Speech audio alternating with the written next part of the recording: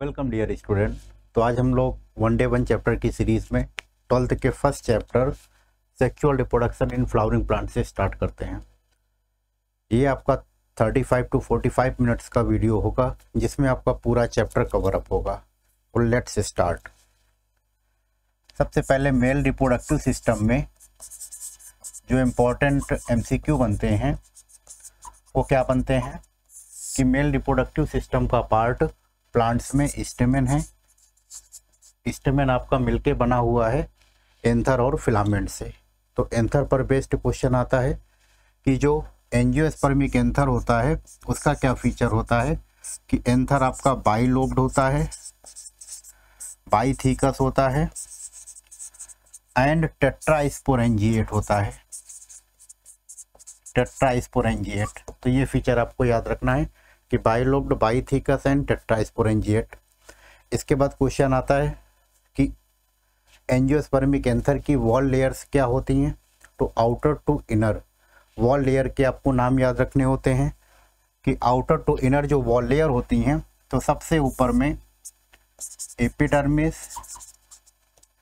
इसके बाद एंडोथीसियम, इसके बाद मिडिल लेयर और सबसे लास्ट में टेपिटम। ये ऊपर की 3 लेयर बेसिकली प्रोटेक्शन का काम करती हैं। और टेपिटम पे सबसे इम्पॉर्टेंट क्वेश्चन आता है कि टेपिटम की सेल्स बाई न्यूक्लिएटेड से लेकर मल्टी न्यूक्लिएटेड तक होती हैं और टेपिटम की सेल नरिशमेंट प्रोवाइड करती हैं। और इस एंजियोस्पर्मिक एंथर की वॉल लेयर के नीचे पर स्पोरोजिनस टिश्यू होता है और यही स्पोरोजिनस टिश्यू बेसिकली बिहेव करता है माइक्रोस्पोर मदर सेल की तरह। और यही माइक्रोस्पोर मदर सेल से पॉलन ग्रेन का फॉर्मेशन होता है। तो नेक्स्ट जो सबसे इंपॉर्टेंट MCQ आता है वो आता है माइक्रोस्पोरोजेनेसिस।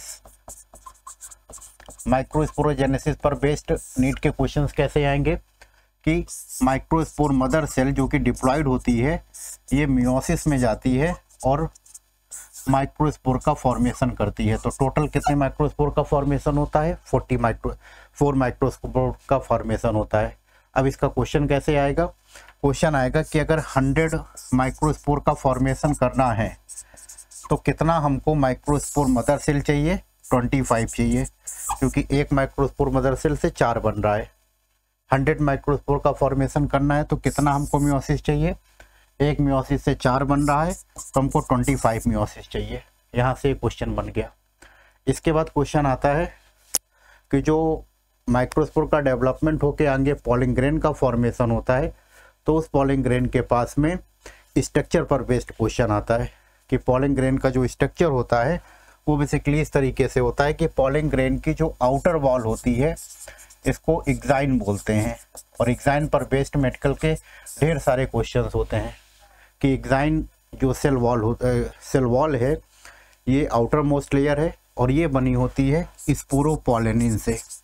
और स्पोरोपोलेनिन एक one of the hardest organic substance होता है जिसको ना ही कोई एंजाइम डिग्रेड कर पाता है, एसिडिक, बेसिक, किसी पर इसका कोई फ़र्क नहीं पड़ता है। और सबसे इम्पॉर्टेंट पॉइंट कि पॉलन ग्रेन के जिस जगह पर स्पोरोपोलेनिन एब्सेंट होता है उस पॉइंट का नाम देते हैं जर्म पोर। तो अगला क्वेश्चन आ गया, germ pore is the place where pollen tube arises. Germ pore वो जगह है जहाँ से पॉलन ट्यूब एराइज करेगी और उस जगह पे स्पोरोपोलेनिन एब्सेंट होता है। इसके बाद पॉलन ग्रेन की जो इनर वॉल होती है वो इनर वॉल बनी होती है इंटाइन से। और इंटाइन बेसिकली पैक्टिन और सेलुलोज का बना होता है। पैक्टो सेलुलोज लेयर का कॉन्टिन्यूअस लेयर होती है इंटाइन।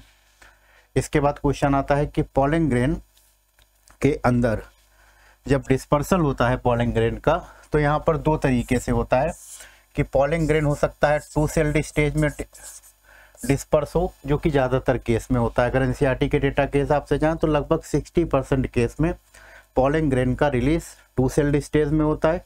उन दोनों सेल के नाम आपको याद रखने हैं।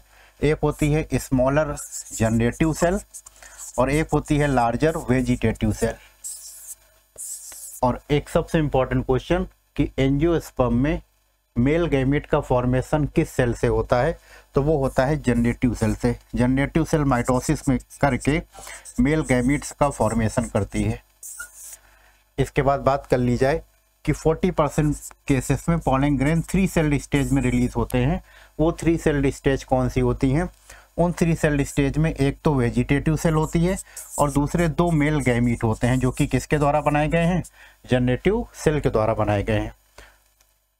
अब आता है कि वेजिटेटिव सेल का रोल क्या होता है। वेजिटेटिव सेल का रोल होता है पॉलन ट्यूब का फॉर्मेशन। तो क्वेश्चन आएगा कि एंजियोस्पर्म में पॉलन ट्यूब का फॉर्मेशन कौन सी सेल से होता है? वेजिटेटिव सेल से होता है। इसके बाद अगर बात कर ली जाए फीमेल रिप्रोडक्टिव सिस्टम की, तो फीमेल रिप्रोडक्टिव सिस्टम में सबसे इंपॉर्टेंट होता है कि फीमेल रिप्रोडक्टिव सिस्टम इस तरीके से स्टिग्मा, स्टाइल एंड ओवरी से बना होता है। एक एनसीईआरटी के 3 डायरेक्ट एमसीक्यू आते हैं कि मल्टी कार्पेलरी सिनकार्पस गाइनोसियम कहाँ पर होता है? तो मल्टी कार्पेलरी सिनकार्पस गाइनोसियम के लिए आप पॉपी प्लांट यानी पेपेवर का नाम याद कर लीजिएगा। इसके बाद मल्टी कार्पेलरी एपोकार्पस गाइनोसियम के लिए माइस्चेलिया का नाम याद कर लीजिएगा। इसके बाद पेंटाकार्पेलरी सिनकार्पस के लिए आप लोग नाम याद कर लीजिएगा हिबिस्कस यानी चाइना रोज का। तो ये डायरेक्ट क्वेश्चन है जो कि एनसीईआरटी के लाइन में गिवन है। इसके बाद ओवरी के अंदर ओव्यूल्स होते हैं। ओव्यूल का सबसे इंपॉर्टेंट क्वेश्चन होता है कि जो ओव्यूल होता है इसका टेक्निकली दूसरा नेम होता है मेगा स्पोरेंजियम। तो डायरेक्ट क्वेश्चन याद कर लीजिए कि ovule is technically equivalent to, direct आ जाएगा मेगा स्पोरेंजियम। फिर मेगा स्पोरेंजियम पर बेस्ड 2-3 एमसीक्यू हैं कि मेगा स्पोरेंजियम पर बेस्ड एमसीक्यू नंबर फर्स्ट कि स्टॉक ऑफ ओव्यूल को क्या बोलते हैं? डायरेक्ट याद कर लीजिए फ्यूनिकल बोलते हैं। बेसल पार्ट ऑफ ओव्यूल को क्या बोलते हैं? चलेजा बोलते हैं। इसके बाद फ्यूनिकल और बॉडी ऑफ ओव्यूल जिस जगह पे फ्यूज होती है उस कॉमन पॉइंट को क्या बोलते हैं? हाइलम बोलते हैं। ओव्यूल की प्रोटेक्टिव लेयर जिससे ओव्यूल प्रोटेक्टेड होता है उसको बोलते हैं एंटीगुमेंट बोलते हैं। और ये एंटीगुमेंट ओव्यूल को इंसर्किल करता है सिर्फ टिप को छोड़कर, और उस टिप वाले पॉइंट को बोला जाता है माइक्रोपाइल। और यही वो जगह है जहां से पॉलन ट्यूब इंटर करती है। पॉलन ट्यूब इंटर, ये डायरेक्ट क्वेश्चन आपके आ गए कि बेसल पार्ट चलेजा से माइक्रोपाइल क्या है। इसके बाद जैसे माइक्रोस्पोरोजेनेसिस पढ़ा था उसी तरह से मेगा स्पोरोजेनेसिस होता है, लेकिन अंतर क्या है कि ये 2n का मेगा स्पोर मदर सेल जब मियोसिस में जाता है तो 4 मेगा स्पोर बनाता है, लेकिन 4 में से मोस्ट ऑफ द केस में या जो आपके सिलेबस में है ये 3 मेगा स्पोर डिजनरेट हो जाते हैं और 1 functional megaspore embryo sac का फॉर्मेशन करता है। इंपॉर्टेंट क्वेश्चन कि एम्ब्रियो सैक का दूसरा नाम क्या है? डायरेक्ट याद कर लीजिए फीमेल गैमेटोफाइट। इसके बाद नेक्स्ट क्वेश्चन आता है कि इट में भी कुछ केसेस में 2 मेगा स्पोर फंक्शनल होती हैं, कुछ रेयर केस में all 4 mega spore are functional होती हैं। तो यहाँ पर कुछ एनसीईआरटी ने टर्म्स दिए हैं कि जो आपके सिलेबस में है कि नॉर्मल 1 मेगा स्पोर फंक्शनल और 1 मेगा स्पोर एम्ब्रियो सैक का फॉर्मेशन कर रहा है, तो इस तरह के डेवलपमेंट को बोलते हैं मोनोस्पोरिक डेवलपमेंट। और अगर 2 मेगा स्पोर फंक्शनल है और एम्ब्रियो सैक का फॉर्मेशन कर रही हैं तो इसको बोलते हैं bisporic development. And if all mega spore are functional तो ये होता है टेट्रास्पोरिक डेवलपमेंट। तो हम लोगों के सिलेबस में नॉर्मल कैसा है? Monosporic development. तो इसका मतलब है कि अगर क्वेश्चन आएगा कि 100 मेगा स्पोर का फॉर्मेशन करना है then how many megaspore mother cell are required, तो 1 मेगा स्पोर मदर सेल से 4 बना बट 3 डिजनरेट हुआ, तो 100 मेगा स्पोर बनाने के लिए 100 MMC का रिक्वायरमेंट होता है। 100 मेगा स्पोर मदर सेल का रिक्वायरमेंट होता है। इसके बाद जब ये N का मेगा स्पोर डेवलप करेगा और डेवलप करके फीमेल गैमेटोफाइट बनाएगा, जिसे हम लोगों ने पढ़ा था कि ये फीमेल गैमेटोफाइट ही कहलाता है एम्ब्रियो सैक। तो इस मेगा स्पोर से इस एम्ब्रियो सैक के बनने के लिए 3 माइटोसिस की रिक्वायरमेंट होती है। लेकिन आपको यहाँ पे इंपॉर्टेंट चीज़ याद रखना पड़ेगा कि अगर माइक्रोस्पोर होता और माइक्रोस्पोर से मेल गैमेटोफाइट का निर्माण होता जो कि 3 सेल स्टेज गया था, तो उसके लिए 2 माइटोसिस की रिक्वायरमेंट होती है। और ये 3 माइटोसिस जो होती हैं मेगास्पोर से फीमेल गैमेटोफाइट को बनाने के लिए, ये एक तरीके का फ्री न्यूक्लियर डिवीज़न होता है। फ्री न्यूक्लियर डिवीज़न का मतलब कि कैरियोकाइनेसिस इमीडिएटली साइटोकाइनेसिस को फॉलो नहीं हो रहा है, तो इसका मतलब है कि डेफिनेटली सेल वॉल का फॉर्मेशन लेटर होगा, बाद में होगा। तो ये एक एग्जांपल होता है किसका, फ्री न्यूक्लियर डिवीज़न का। और जब आपका 3 माइटोसिस से रिजल्टेंट प्रोडक्ट आएगा, तो उस रिजल्टेंट प्रोडक्ट पर बेस्ड एमसीक्यू क्या होते हैं कि जो फीमेल गैमेटोफाइट बनेगा वो फीमेल गैमेटोफाइट 7 सेल्ड 8 न्यूक्लिएटेड बनेगा। ये क्वेश्चन आ गया, 7 सेल्ड 8 न्यूक्लिएटेड बनेगा। और उस 7 सेल्ड 8 न्यूक्लिएटेड स्ट्रक्चर में जो 3 सेल्स हैं जो कि माइक्रोपाइलर एंड की तरफ हैं, ये 3 सेल्स का ग्रुप कहलाता है एग अपैरेटस। आप लोग डायग्राम भी देख रहे हैं इसका, इस तरीके का ऐसा डायग्राम एनसीईआरटी ने दिया हुआ है, इस तरीके का। ये 3 ग्रुप्स कहलाता है एग अपैरेटस। और इस एग अपैरेटस में 2 सिनर्जिड सेल्स होती हैं और 1 एग सेल होती है। तो 2 सिनर्जिड प्लस 1 एग बना दिया एग अपैरेटस। अब इम्पॉर्टेंट क्वेश्चन क्या आता है कि इस सिनर्जिड के पास में फिलामेंटस ऐसे थिकनिंग होती हैं जो कि पॉलन ट्यूब की एंट्री को गाइड करती हैं कि पॉलन ट्यूब यहाँ से इंटर करे। इस स्पेशल थिकनिंग को नाम दिया जाता है फिलीफॉर्म अपैरेटस। Filiform apparatus. तो क्वेश्चन आएगा कि फिलीफॉर्म अपैरेटस कहाँ प्रेजेंट है, सिनर्जिड पे प्रेजेंट है, काम क्या कर रहा है, guide the entry of pollen tube. इसके बाद 3 सेल्स ये जो चैलेजल एंड पर हैं, ये सेल्स का ग्रुप, और ये ग्रुप जिसके पास 2 न्यूक्लियस हैं, और ये सबसे बड़ी सेल होती है जिसको नाम दिया जाता है सेंट्रल सेल। सेंट्रल सेल, इतना आप बताइए। हाँ, ऊपर की तीनों सेल का नाम है एंटीपोडल। एंटीपोडल, ये इंपॉर्टेंट हो गया। आपको बताइए 7 सेल दिख रही हैं, 1 2 3 4 5 6 7, और टोटल न्यूक्लियाई कितने हैं, 8 न्यूक्लियाई हैं। ये पूरा स्ट्रक्चर है फीमेल गैमेटोफाइट। हालांकि ये क्वेश्चन बड़ा इंपॉर्टेंट है कि female gametophyte is equivalent to embryo sac. अब इसके बाद आगे आते हैं डबल फर्टिलाइजेशन। पहला क्वेश्चन डबल फर्टिलाइजेशन का क्या आ गया कि एक कैरेक्टरिस्टिक फीचर है एंजियोस्पर्म। इसका मतलब एंजियोस्पर्म को छोड़ के डबल फर्टिलाइजेशन कहीं नहीं होगा। और इस डबल फर्टिलाइजेशन में 2 प्रोसेस होती हैं, एक होता है सिनगैमी और एक होता है ट्रिपल फ्यूजन। सिनगैमी में क्या होता है कि जो 2 मेल गैमीट बने थे, एक मेल गैमीट फ्यूज करता है एक सेल के साथ में, तो ये 2n का क्या बनता है, एम्ब्रियो बनता है। और यही एम्ब्रियो डेवलप करके आगे की जनरेशन को बनाता है। ट्रिपल फ्यूजन में क्या होता है कि हैप्लॉइड मेल गैमीट जो है ये फ्यूज करता है सेंट्रल सेल से। सेंट्रल सेल के पास 2 न्यूक्लियाई होते हैं, इन 2 न्यूक्लियाई को एक स्पेशल नाम देते हैं पोलर न्यूक्लियाई। तो अब ये फ्यूज करके क्या बनाएगा, 3 न्यूक्लियस वाला स्ट्रक्चर, ट्रिप्लॉइड स्ट्रक्चर, जिसको हम लोग बोलते हैं एंडोस्पर्म। और ये एंडोस्पर्म क्या करेगा, इस एम्ब्रियो को नरिशमेंट प्रोवाइड करेगा ड्यूरिंग डेवलपमेंट। तो ये इंपॉर्टेंट क्वेश्चन बना कि डबल फर्टिलाइजेशन कहाँ का सबसे इंपॉर्टेंट फीचर होता है। इसके बाद आगे बढ़ते हैं तो हम लोग इसी में पढ़ते हैं कि जब डबल फर्टिलाइजेशन हो जाता है तो पोस्ट फर्टिलाइजेशन चेंजेस क्या होते हैं, माने फर्टिलाइजेशन के बाद क्या क्या चेंज होता है।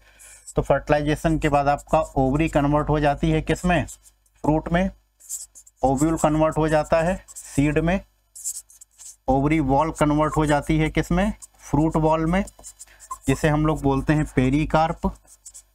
और इस पेरिकार्प के 3 पार्ट होते हैं, एपिकार्प, मीजोकार्प और इंडोकार्प। इसके बाद ओव्यूल वॉल किसमें कन्वर्ट हो जाता है, सीड वॉल में, आउटर इंटीग्यूमेंट कन्वर्ट हो जाता है टेस्टा में, और इनर इंटीग्यूमेंट कन्वर्ट हो जाता है टैगमेन में। एंड मोस्ट इंपॉर्टेंट, जो रिमनेंट ऑफ न्यूसेलस है, जो न्यूसेलस बचा हुआ रह जाता है, उस रिमनेंट ऑफ न्यूसेलस को एक नाम देते हैं पेरिस्पर्म। तो आप बताइए सबसे इंपॉर्टेंट क्या हुआ, इस पेरिस्पर्म की प्लॉइडी पूछी जाती है, क्योंकि कई बच्चे कंफ्यूज करते हैं कि एंडोस्पर्म की प्लॉइडी 3n होती है, लेकिन पेरिस्पर्म की प्लॉइडी क्या होती है, 2n होती है। और सबसे इम्पॉर्टेंट कि ये पेरिस्पर्म मैटरनल कैरेक्टर रखेगा या पैटर्नल रखेगा या दोनों के मिक्सअप कैरेक्टर रखेगा। ये डेफिनेटली किसके कैरेक्टर रखेगा, न्यूसेलस ओव्यूल का पार्ट है, ओव्यूल मैटरनल पार्ट है, तो डेफिनेटली पेरिस्पर्म के पास कोई भी पैटर्नल पार्ट नहीं होगा, पूरा मैटरनल पार्ट होगा। नेक्स्ट आगे बढ़ते हैं। नेक्स्ट आपका आता है टाइप्स ऑफ सीड। दो तरह के सीड पर बेस्ड क्वेश्चन आता है। सबसे इंपॉर्टेंट क्वेश्चन, एक सीड होता है इंडोस्पर्मिक, जिसको हम लोग बोलते हैं एल्बुमिनस, और एक होता है नॉन इंडोस्पर्मिक, जिसको हम लोग बोलते हैं इक्स एल्बुमिनस या नॉन एल्बुमिनस। ठीक, बिल्कुल छोटा सा डेफिनेशन होता है कि एंडोस्पर्मिक सीड में जब जाइगोट यानी एम्ब्रियो का डेवलपमेंट होगा तो एंडोस्पर्म फुल्ली कंज्यूम नहीं होगा, उस सीड में कुछ ना कुछ एंडोस्पर्म परसिस्ट करेगा, तो ऐसे सीड कहलाते हैं एंडोस्पर्मिक सीड। और ये आपके व्हीट, मेज, राइस, बार्ले, ओट, कैस्टर इन सब में पाए जाते हैं। तो डायरेक्ट इनके एग्जांपल याद कर लीजिएगा, बहुत पूछता है। व्हीट, मेज, राइस, बार्ले, ओट, कैस्टर के सीड क्या है, एंडोस्पर्मिक। एंडोस्पर्मिक का मतलब कि during zygote development, embryonic development, endosperm not consume fully. लेकिन अगर वही एंडोस्पर्म फुल्ली कंज्यूम हो जाए तो सीड में एंडोस्पर्म परसिस्ट नहीं करेगा, और such seed are called non albuminous या एक्स एल्बुमिनस सीड। ये सीड कॉमनली डाइकॉट के सीड होते हैं, जैसे आपका पी हो गया, बीन हो गया, ग्राउंड नट हो गया, ये इसके कॉमन एग्जाम्पल आते हैं। ये टाइप ऑफ सीड पर आ गया सवाल। इसके बाद टाइप्स ऑफ एंडोस्पर्म पर बेस्ड एमसीक्यू। सबसे पहला होता है न्यूक्लियर एंडोस्पर्म। ये न्यूक्लियर एंडोस्पर्म पे दो क्वेश्चन आपको बिल्कुल याद रखना है। पहला, ये most common type of endosperm है।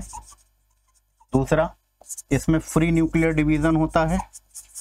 फ्री न्यूक्लियर का मतलब कि कैरियोकाइनेसिस के बाद साइटोकाइनेसिस नहीं होगा, तो मल्टी न्यूक्लिएटेड कंडीशन आ जाएगा। थर्ड, इसके एग्जाम्पल आपके व्हीट, मेज, राइस, बार्ले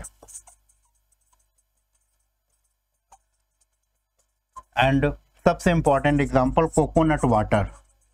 जो कोकोनट का वाटर होता है वो बेसिकली न्यूक्लियर एंडोस्पर्म होता है। इसके बाद दूसरा होता है cellular endosperm.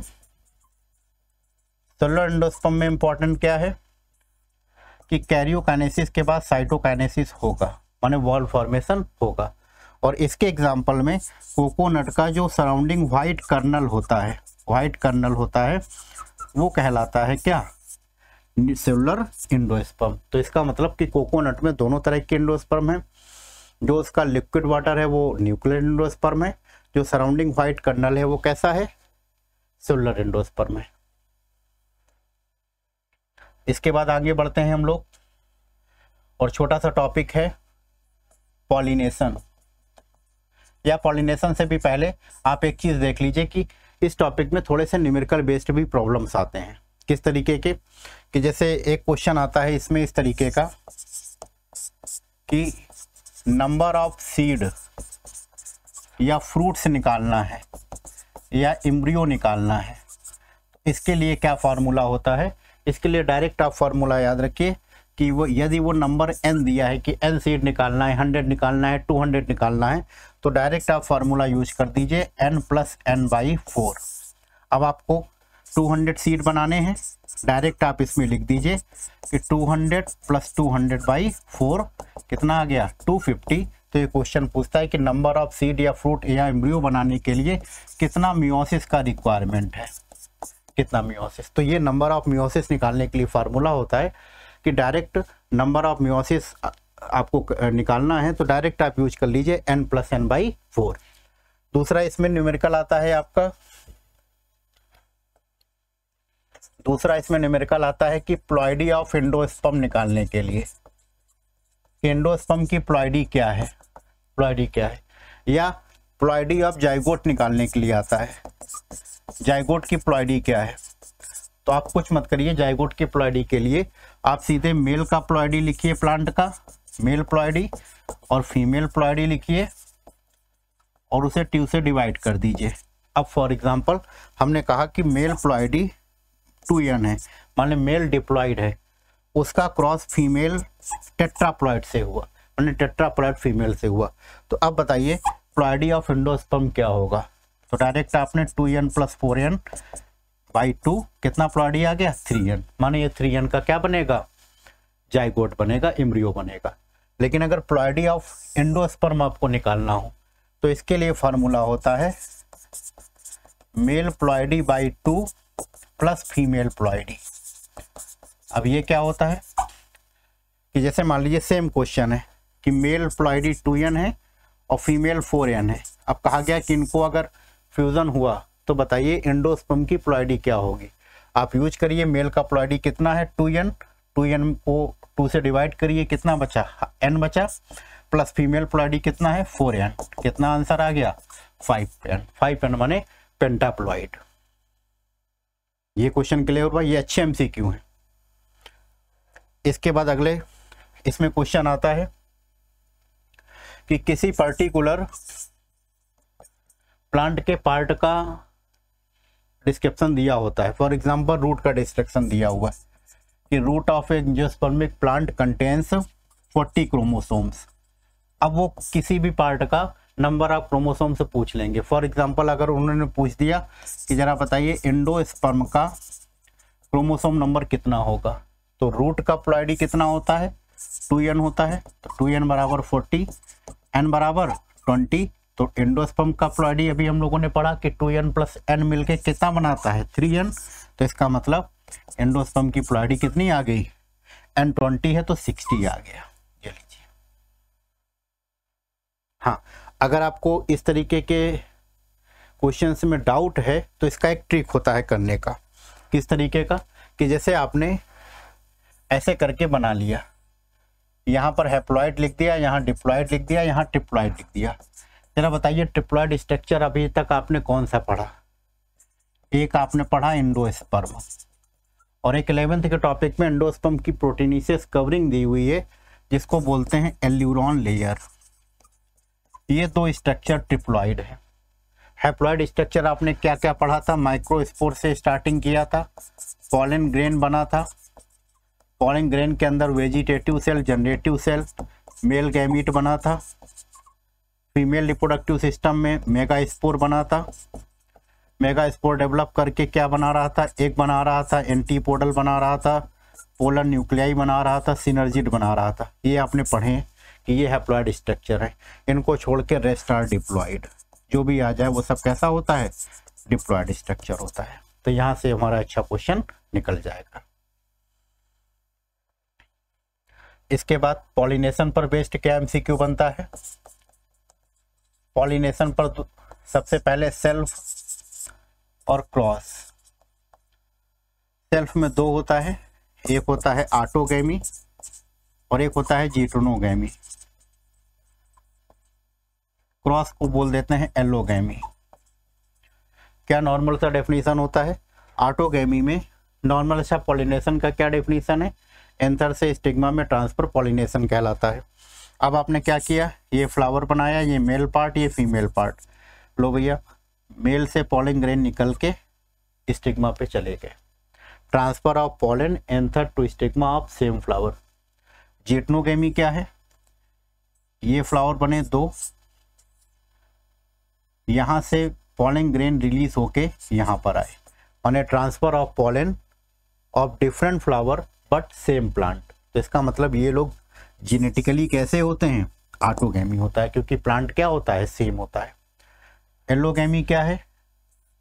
Transfer of pollen anther to stigma of different flower of different plant but same species. Species क्या होना चाहिए? सेम होना चाहिए। इसके बाद क्वेश्चन आता है कि वो कौन कौन से कॉन्ट्रीवेंसेस हैं जो कि सेल्फ पॉलिनेशन को प्रमोट करते हैं, पॉलिनेशन को प्रमोट करते हैं। या इसका क्वेश्चन आएगा कौन सा फैक्टर है जो कि सेल्फ पॉलिनेशन को प्रमोट करता है। तो इसके लिए आपको सिंपल सा याद रखना पड़ेगा कि फ्लावर को बाइसेक्सुअल होना चाहिए,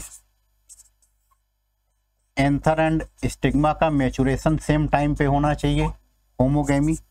और तीसरा सबसे इम्पॉर्टेंट, ये स्पेशल कुछ फ्लावर्स के केस में होता है कि वो अंडरग्राउंड फ्लावर्स होते हैं बाइसेक्सुअल। तो आप इमेजिन करो कि कोई बाइसेक्सुअल फ्लावर है, वो भी पूरी तरह से बंद है, माने ओपन नहीं हो रहा है, तो इन स्पेशल फ्लावर्स को बोला जाता है क्लिस्टोगैमस।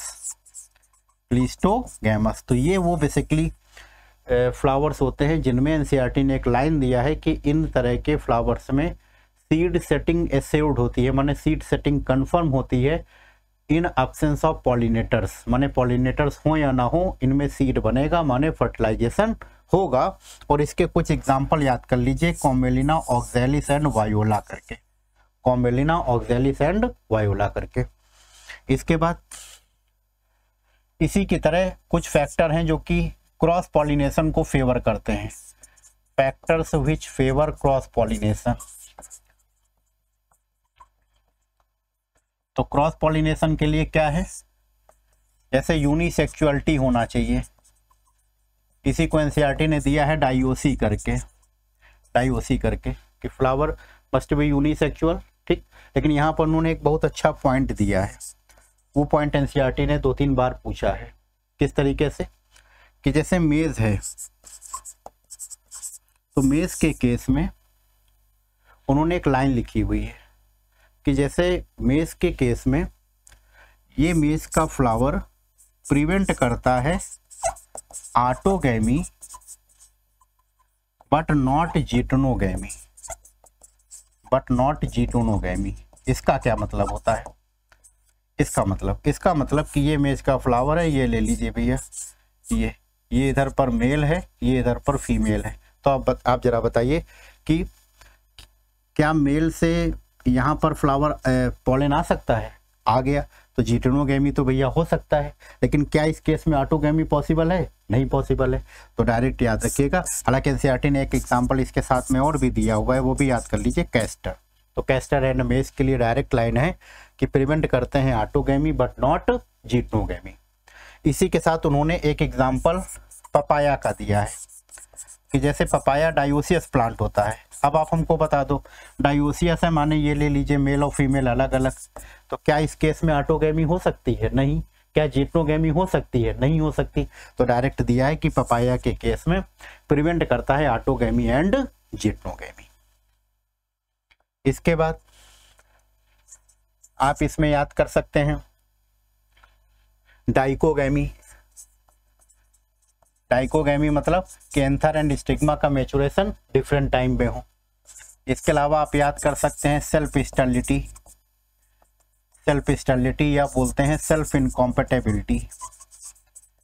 ये क्या होता है, ये बेसिकली इस तरीके का केस होता है कि जैसे मान लीजिए सेम स्पीसीज का ही ये पॉलन यहाँ स्टिग्मा पर आया, अब पॉलन पेस्टिल इंटरेक्शन हुआ और स्टिग्मा ने इसको रिजेक्ट कर दिया। इस पे एनसीईआरटी ने एक लाइन दिया है, ये बेसिकली जेनेटिक मैकेनिज्म होती है। तो genetic mechanism which prevent self pollination and promote cross pollination, तो आंसर आ जाएगा सेल्फ स्टेरिलिटी या सेल्फ इनकॉम्पेटिबिलिटी। इसके बाद अगला क्वेश्चन पॉलिनेशन पर बेस्ड आता है।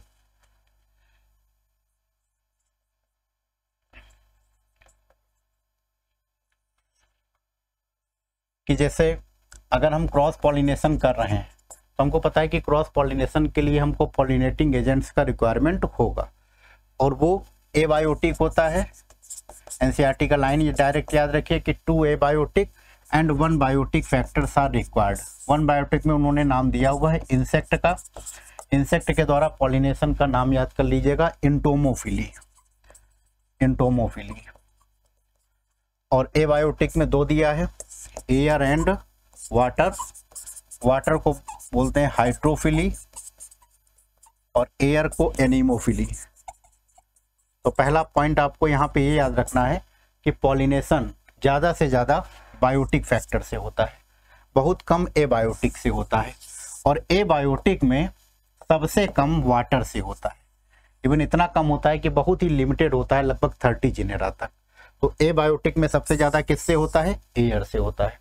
अब इसके कुछ फीचर आपको याद करने पड़ेंगे। कि जैसे एनीमोफिली के क्या फीचर्स होते हैं। एनीमोफिली के तो पॉलन ग्रेन का साइज छोटा रहना चाहिए। इसके अलावा इनके जो फ्लावर्स होते हैं उनमें कोई कलर नहीं होता, कलरलेस होते हैं, अडरलेस होते हैं, नेक्टरलेस होते हैं। इसके अलावा इनका एंथर मूवेबल होता है, माने वर्सेटाइल एंथर होता है। एक क्वेश्चन कॉप ऑफ मेज पे आता है कि मेज के जो कॉप हैं, हेयर्स होते हैं, वो बेसिकली उसके स्टिग्मा एंड स्टाइल को रिप्रेजेंट करते हैं। इसके बाद कॉमनली इसके एग्जांपल में ग्रासेस कर लीजिएगा। सेकंड क्वेश्चन हाइड्रोफिली के केस में। हाइड्रोफिली के केस में स्पेशल 1-2 पॉइंट याद कर लीजिए। सबसे पहले तो हाइड्रोफिली के फ्लावर्स भी कलरलेस, अडरलेस और नेक्टरलेस होते हैं। पॉलन ग्रेन का एक स्पेशल म्यूसिलेज से कवर्ड होते हैं ताकि प्रोटेक्ट रहें। इसके अलावा पॉलन ग्रेन रिबन शेप्ड होते हैं। और इसके एग्जाम्पल में याद कर लीजिएगा हाइड्रला एंड वेलिसनेरिया, ये बेसिकली फ्रेश वाटर है। इसके अलावा जोस्टेरा एंड सी ग्रासेस, ये किस तरीके के हैं, मैराइन है। तो ये एग्जाम्पल याद कर लीजिएगा। इसके बाद इंटोमोफिली मतलब इंसेक्ट से पॉलिनेशन। तो इंसेक्ट से पॉलिनेशन में फ्लावर कलरफुल होते हैं, लार्ज होते हैं, और अगर फ्लावर छोटे हैं तो वो फिर अपने आप को इन्फ्लोरेसेंस के रूप में ऐसे अरेंज करते हैं कि वो आपको विजिबल हों। इसके अलावा अडर होता है, नेक्टर होता है, ताकि जो भी इंसेक्ट उनके पास जाएं तो उनको कुछ ना कुछ बेनिफिट हो, और फिर उनके लेग्स में पॉलन स्टिक करके जहाँ भी दूसरी जगह जाएं वहाँ वो उसको पॉलिनेट कर दें। तो सबसे ज़्यादा पॉलिनेशन जो होता है वो किस में होता है, इंटोमोफिली में होता है। तो फ्रेगनेंस, रिच इन नेक्टर, ये सारे इंपॉर्टेंट पॉइंट्स आ गए। इसके बाद नेक्स्ट क्वेश्चन इसमें जो सबसे इंपॉर्टेंट आता है वो होता है एम्ब्रियोनिक डेवलपमेंट पर बेस्ड। एम्ब्रियोनिक डेवलपमेंट में किस तरीके का क्वेश्चन होता है कि जैसे डाइकॉट प्लांट है, डाइकॉट सीड है, तो डाइकॉट सीड में एम्ब्रियोनिक डेवलपमेंट या मोनोकॉट में किस तरीके का सीक्वेंस होता है। ये सीक्वेंस पूछा जाता है कि zygote, pro embryo, globular, heart shape and mature. तो ये आपको याद रखना पड़ेगा सीक्वेंस, कि ये इस सीक्वेंस में इसका होता है। इसके बाद सबसे इंपॉर्टेंट डाइकॉट सीड में किस तरह के क्वेश्चन आते हैं कि डाइकॉट सीड में 2 तरीके का, कि डाइकॉट सीड में एम्ब्रियोनल एक्सिस होती है एंड 2 कॉटिलिडन होते हैं। डिफरेंस आ गया कि मोनोकॉट में 1 कॉटिलिडन होता है। इसके बाद अगला क्वेश्चन आता है इपिकोटाइल और हाइपोकोटाइल में डिफरेंस।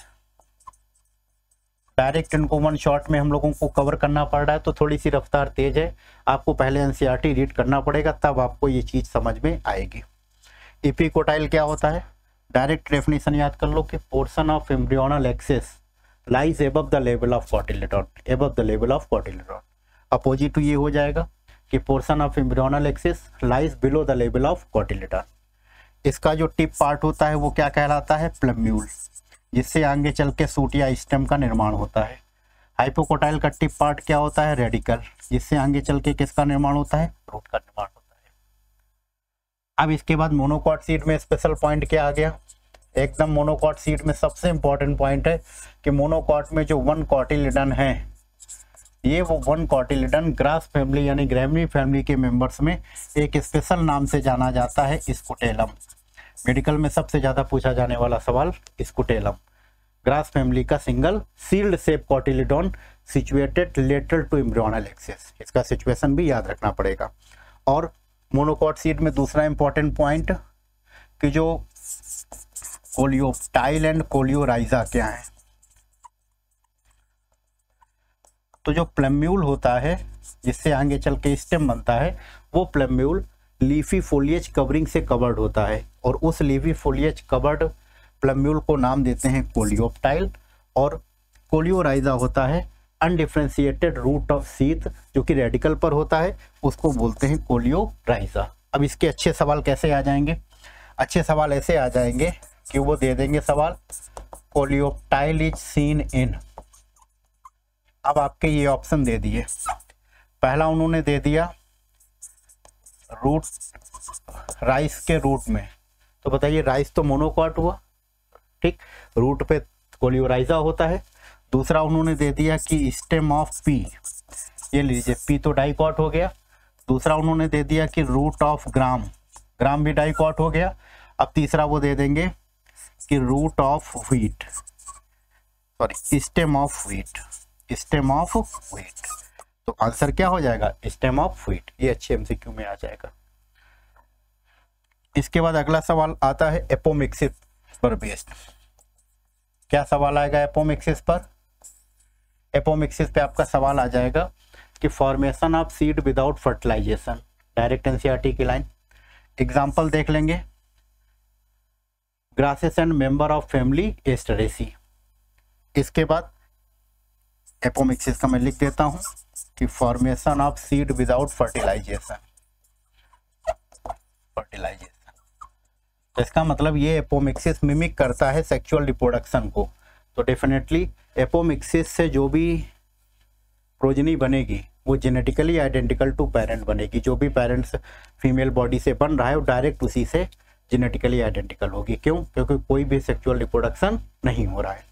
इस एपोमिक्सिस पर दूसरा पॉइंट आता है कि इस एपोमिक्सिस में जैसे आपने एम्ब्रियो सैक देखा था, तो एम्ब्रियो सैक में ये एग का फॉर्मेशन हुआ था जो कि हैप्लॉइड था।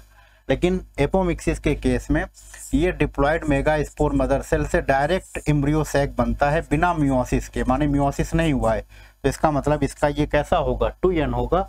ये 2n का एग बिना स्पर्म के फ्यूजन के डायरेक्टली एम्ब्रियो का निर्माण करेगा।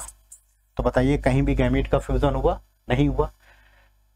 एनसीईआरटी ने मैंगो एंड सिट्रस के केस में बड़ा अच्छा दिया हुआ है कि मैंगो एंड सिट्रस के केस में जो न्यूसेलस होता है, जो न्यूसेलस होता है वही टूटता चला जाता है, आगे डेवलप होता चला जाता है किसमें? एम्ब्रियो में। और इसे स्पेसिफिक नाम दिया है एडवेंटेटिव एम्ब्रियोनी।